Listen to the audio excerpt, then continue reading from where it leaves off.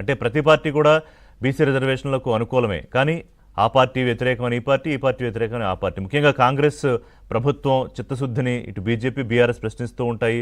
BJP అనుకుంటే కనుక ఆ ఆర్డినెన్స్ని పాస్ చేసుకుని రిజర్వేషన్లు ఇప్పించలేరా అని చెప్పి ప్రభుత్వం అడుగుతుంది. బీఆర్ఎస్ మేము రిజర్వేషన్లకు అనుకూలము, బీజేపీ కాంగ్రెస్లే జాతీయ పార్టీలు దీన్ని తేల్చాలి అని చెప్తాయి. సరే, ఇవాళ అంశంపై సుప్రీంకోర్టుకు మరోసారి ప్రభుత్వం వెళ్తోంది. అంటే గతంలో వ్యతిరేకంగా వేరే పార్టీలు వెళ్లారు, దాని మీద స్టే ఇవ్వడానికి సుప్రీంకోర్టు నిరాకరించింది. బట్ హైకోర్టులో మాత్రం స్టే వచ్చింది, సుప్రీంకి వెళుతోంది ప్రభుత్వం. మరోవైపు జూబ్లీహిల్స్ ఉప ఎన్నిక నోటిఫికేషన్ నేడే రానుంది. 21 వరకు నామినేషన్లు, నవంబర్ 11న ఎన్నిక ఉంటుంది, 14న జూబ్లీహిల్స్ ఎమ్మెల్యే ఎవరు కాబోతున్నారని తెలిసిపోతుంది. ఒక రకంగా 3 పార్టీల కంటే ప్రభుత్వ పరంగా అది ఒక రెఫరెండంగా చెప్తోంది ప్రభుత్వం. సిట్టింగ్ సీటుకి నిలబెట్టుకోవాలని బీఆర్ఎస్, బీజేపీ అక్కడ పాగా వేయాలని చూస్తోంది. సరే, ఈ నేపథ్యంలో కొంత పొలిటికల్ హడావుడి ఉన్న నేపథ్యంలో క్యాబినెట్లో, రాష్ట్ర క్యాబినెట్లో మంత్రులు అంటే సీనియర్ వర్సెస్ జూనియర్ మంత్రులు మధ్య మొదలైన వివాదాలు చిన్న వివాదాలుగా మొదలైనా కూడా చిలికి గాలివాన్లాగా మారుతున్నాయా? ముఖ్యంగా ఇటు పొన్నం ప్రభాకర్ వర్సెస్ అడ్లూరి లక్ష్మణ్. పొన్నం ప్రభాకర్ సీనియర్ మంత్రి, అడ్లూరి లక్ష్మణ్ మొదటిసారి మంత్రి అయ్యారు. ఇక అందులోనే ఆ వివాదంలోనే చొప్పించబడ్డ మంత్రి వివేక్ కూడా మొదటిసారి మంత్రి. అఫ్కోర్స్ సీనియర్ పొలిటీషియన్, బట్ ఆయన తొలిసారిగా మంత్రి అయ్యారు. జూబ్లీహిల్స్ ఎన్నిక సందర్భంగానే ఒక ప్రెస్ మీట్లో పొన్నం ప్రభాకర్ అడ్లూరి లక్ష్మణ్ను ఉద్దేశించి కొంత చిన్నబుచ్చుకునేలాగా విమర్శించారని, నేను ఆ విమర్శలు ఏం చెప్పట్లేదు. సో దాని మీద సీరియస్గానే రియాక్ట్ అయ్యారు లక్ష్మణ్. ఆయన సోషల్ మీడియాలో వచ్చేసింది, ఆ తర్వాత ఆయన సీరియస్గానే రియాక్ట్ అయ్యారు. ఇట్లా మాట్లాడతారా అని అక్కడ కొంత, అంటే బీసీ మంత్రి పొన్నం, మాదిగ సామాజిక వర్గానికి చెందిన మంత్రి అడ్లూరి లక్ష్మణ్. అంటే నేను వాళ్ళు కుల ప్రస్తావన తీసుకొచ్చారు కాబట్టి నేను కులాల గురించి మాట్లాడుతున్నాను, అదర్వైజ్ ఐ వోంట్ టాక్. సరే, ఈ మధ్యలో మళ్ళీ మంత్రి వివేక్ ఏంటంటే, వివేక్ వర్సెస్ అడ్లూరి లక్ష్మణ్, నేను మాలా సామాజిక వర్గం కోసం పోరాటం చేస్తుంటే నన్ను టార్గెట్ చేస్తున్నారని మంత్రి వివేక్ కొంత ఆవేదన వ్యక్తం చేశారు.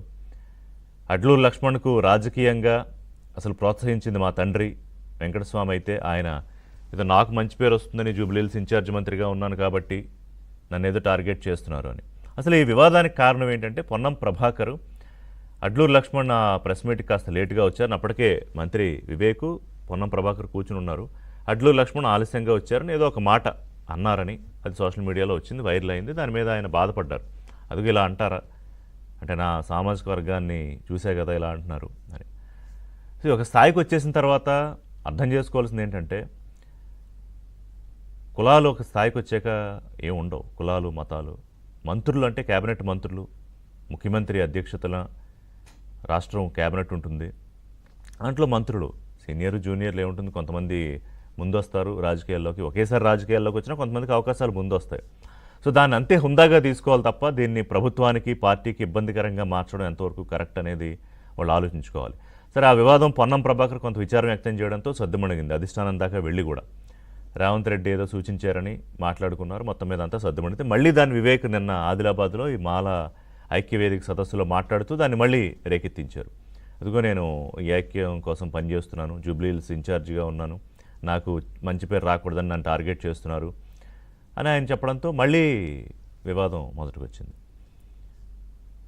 సో దాని మీద లక్ష్మణ్ కొంత హుందాగా మాట్లాడినట్టే అనిపించినా, అంటే ఆల్రెడీ నేను కామయ్యాను, మరి వివేక్ ఎందుకు దాన్ని తిరిగి మరి ఫ్లేరప్ చేయాలని చూస్తున్నారు, ఆయన విజ్ఞతకే వదిలేస్తున్నాను అని అంటూనే ఎవరి కోసం పనిచేస్తున్నారో అందరికీ తెలుసు అని మళ్ళీ ఇంకొక మాట అన్నారు ఆయన. మరి దాని మీద వివేక్ స్పందిస్తారని అనుకోవట్లేదు, ఎందుకంటే ఇప్పటికే అది సీరియస్ అంశం అయిపోయింది. సరే, ఇది కులాల పంచాయతీ అసలు రావాల్సిన అవసరం ఏంటి క్యాబినెట్ మంత్రుల స్థాయిలో అనేది ఒక అంశం అయితే, ఆధిపత్య పోరు మరో మంత్రి పొంగులేటి శ్రీనివాసరెడ్డి వర్సెస్ మంత్రులు కొండా సురేఖ, సీతక్క.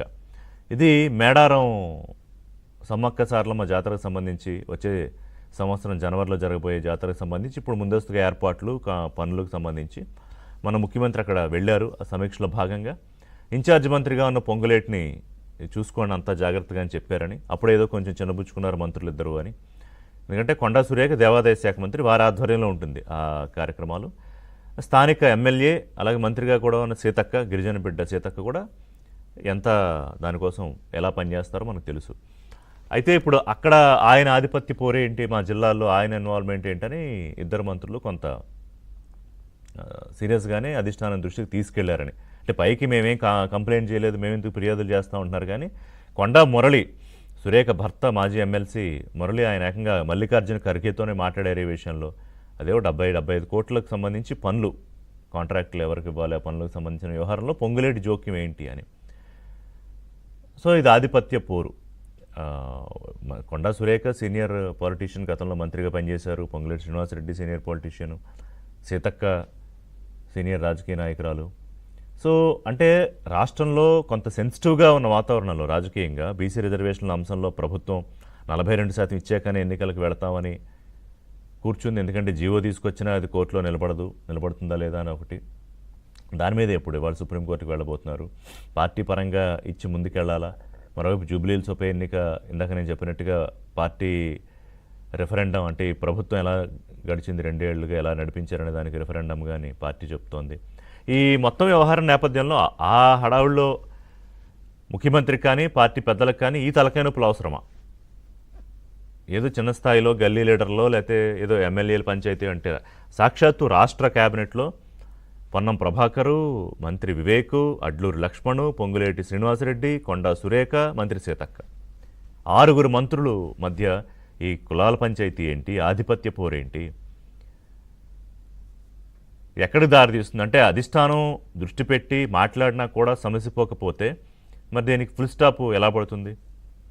సీరియస్గా చెప్పడం అంటే చిన్న స్థాయి లీడర్లు కాదు కదా సీరియస్గా పిలిచి మాట్లాడడానికి. అయితే దీనికి పీసీసీ చీఫ్ మహేష్ గౌడ్ ఏమన్నారంటే, కుటుంబంలో అన్నా చెల్లెళ్ళ పంచాయతీ లాంటిదే కదా, కుటుంబంలో ఇష్యూస్ రావా, సద్దుమణగవా, అట్లాగే ఉంటాయి, మేము మాట్లాడుకుంటాము, నేను ముఖ్యమంత్రి గారు కూర్చుని అన్నారు. కానీ అది పార్టీ అంతర్గత వేదికల్లో ఉన్నంతసేపు అట్లాగే ఉంటుంది, కానీ బయటకు వచ్చేసిన తర్వాత అది ప్రతిపక్షాలకు ఆయుధంగా మారుతుంది.